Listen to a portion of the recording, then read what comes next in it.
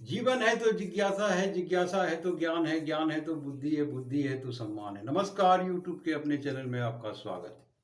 आज जिस विषय पर हम चर्चा करने जा रहे हैं वो है मस्तिष्क रेखा। मस्तिष्क रेखा को हम कई नामों से जानते हैं। शीर्ष रेखा, मात्र रेखा, ज्ञान रेखा, ब्रेन लाइन।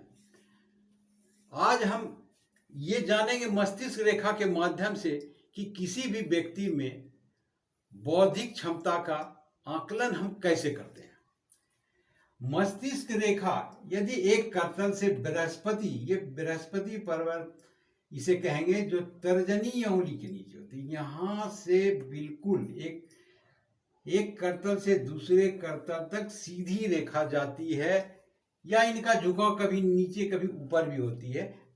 मैं बताने के लिए इसे सीधी रेखा खींच रहा हूँ।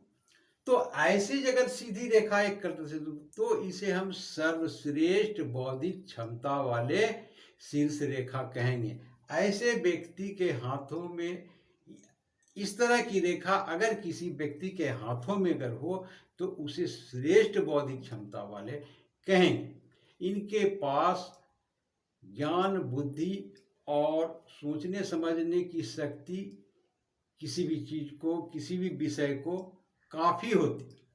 अतः इसी प्रकार से यदि हम आकलन करते हैं, जैसे कि मान लिया जाए कि जीवन रेखा के माध्यम से यहाँ से पूर्णतः एकदम बिल्कुल साफ सुथरी पूरी रेखा है, तो जीवन रेखा में उनकी आयु को देखते हैं या हृदय रेखा से उनकी आयु को देखते हैं, तो एक आकलन करते हैं कि एवरेज किसी भी देश या प्रदेश की आयु क्या है, या इस समय में एवरेज क्या है, तो उसी को हम पूरा कर लेते हैं। अगर मान लीजिए कि हृदय रेखा को देखते हैं कि ये पूर्ण हृदय रेखा है, ऐसे आयु रेखा भी कहते हैं। तो अब इनको यदि मान लीजिए कि एक व्यक्ति की एवरेज आयु 100 वर्ष की होती है, तो मान लेते हैं यदि आधी हो जाती है तो उसको हम 50 कर लेते हैं। तो उसी प्रकार से बौद्धिक क्षमता को भी हम अपने अनुसार आकलन करेंगे कि एक व्यक्ति के एक करतल से अगर दूसरे करतल तक जाए तो उसे हम संपूर्ण बौद्धिक क्षमता वाले कहेंगे।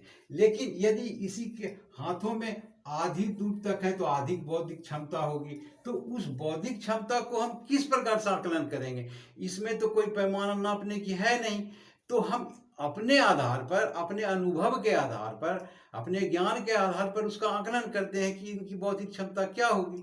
यदि सपोज कर लिया जाए, मान लिया जाए कि वैसे मेरे अनुसार वो भी चीज का फिक्स नहीं है, मैं जो कह रहा हूं बिल्कुल 100% सत्य होगा ऐसी बात नहीं है। मैंने जहां तक देखा कि यदि कोई भी व्यक्ति यदि बिल्कुल तर्जनी और मध्यमा,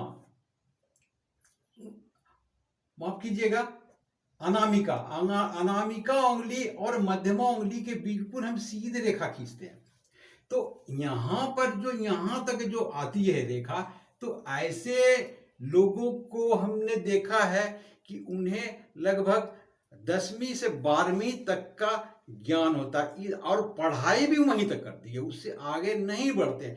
तो इसी से अनुमान लगा ले, यदि मान लिया जाए कि कोई अगर तर्जनी उंगली के अनामिका उंगली के आगे यदि चले जाए, यहां से अगर क्रॉस कर लेता है, तो ऐसे व्यक्ति को ग्रेजुएशन करते हुए मैंने देखा। तो इससे अनुमान लगाता यहां तक जाने वाले 10वीं से 12वीं तक की पढ़ाई करेगी, यहां से ग्रेजुएशन तक। इससे आगे यदि बुध पर्वत के नीचे तक आती है तो इससे ऊपर की पढ़ाई एमए या पीएचडी करते हैं। तो इसी प्रकार से इसका आकलन करते हैं। तो ये हुआ बौद्धिक क्षमता नापने के नियम। तो आप या कोई भी व्यक्ति इस प्रकार से किसी भी व्यक्ति के हाथों में बौद्धिक क्षमता का आकलन कर सकते हैं।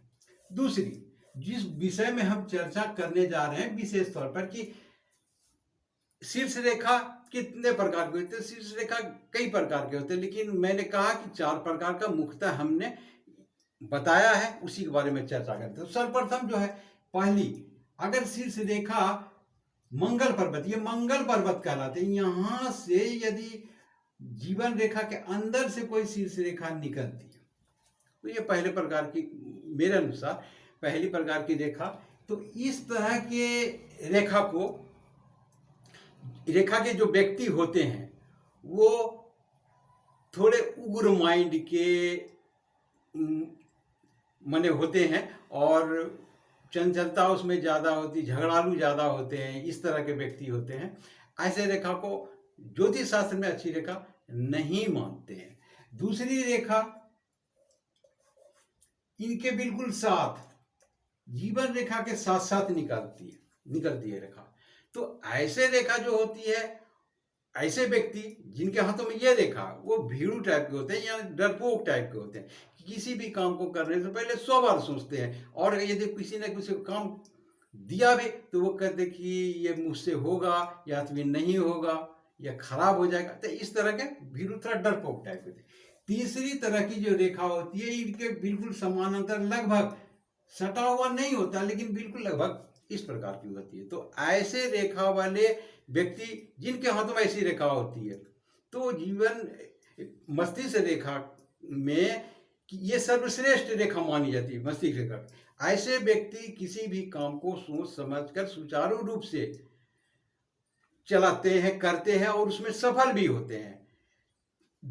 चौथी रेखा इससे थोड़ा दूर होता है, इससे बिल्कुल डबल दूरी पर हो जाती है।